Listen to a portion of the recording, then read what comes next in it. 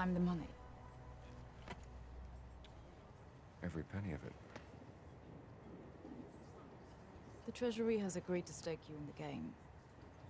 Vesper. I do hope you gave your parents hell for that. Thank you. Your boss must be well connected. I've never seen so much go out the door so quickly. Not quite so stylishly. May I ask you where it is? 10 million was wired to your account in Montenegro, with a contingency for 5 more if I deem it a prudent investment. I suppose you've given some thought to the notion that if you lose, our government will have directly financed terrorism. What looks good?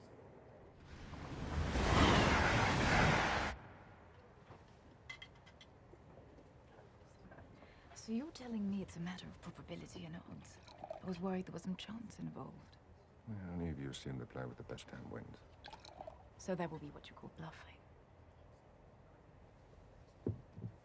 You've heard the term. Then you'll also know that in poker you never play your hand. You play the man across from you. And you're good at reading people. Yes, I am. Which is why I've been able to detect an undercurrent of sarcasm in your voice.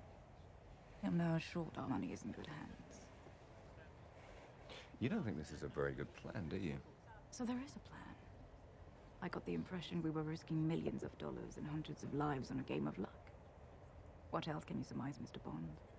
About you, Miss Lind? Well, your beauty's a problem. You worry you won't be taken seriously. Which one can say of any attractive woman with half a brain? True, but this one overcompensates by wearing slightly masculine clothing, being more aggressive than her female colleagues, which gives her a somewhat prickly demeanor.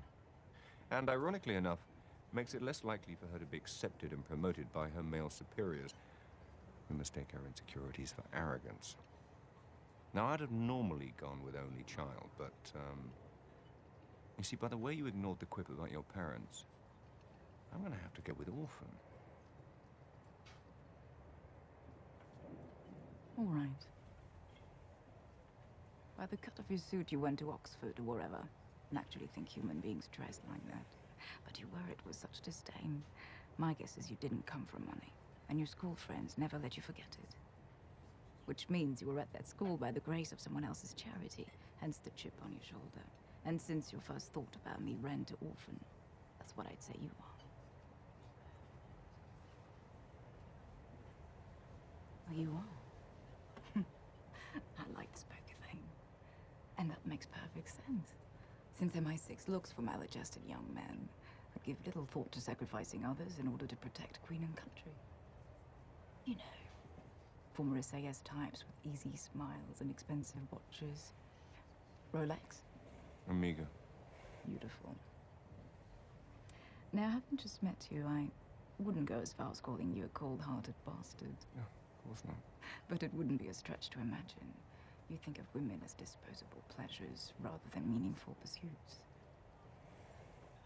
So as charming as you are, Mr. Bond, I will be keeping my eye on our government's money and off your perfectly formed house.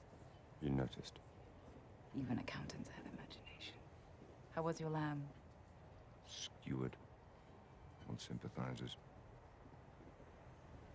Good evening, Mr. Bond. Good evening, Miss Lind.